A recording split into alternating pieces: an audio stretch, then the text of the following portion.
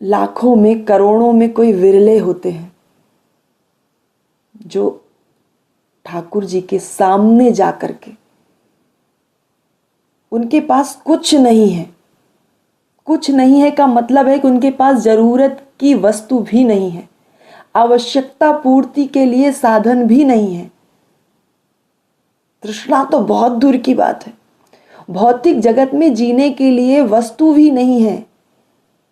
आवश्यकता की वस्तु भी नहीं है, लेकिन फिर भी वो ईश्वर के पास जा करके, ईश्वर के समक्ष खड़े होकर के वो ये कहते हैं, हे नाथ, हे करुणा निधान, हे दया के सागर, हे दीन बंधु, हे भक्त वत्सल, मैं तुमसे कुछ नहीं चाहता, मैं कोई राज्य नहीं चाहता तुमसे,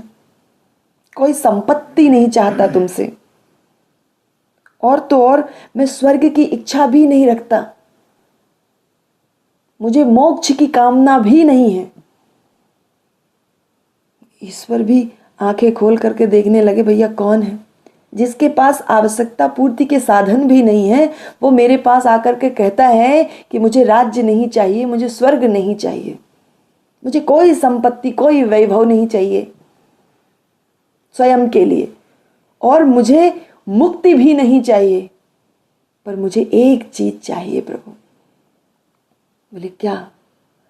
बोले जो दुखी हैं, जो पीड़ित हैं, जो दुखी हैं, जो पीड़ित हैं, ऐसे प्राणियों का जो दुख है,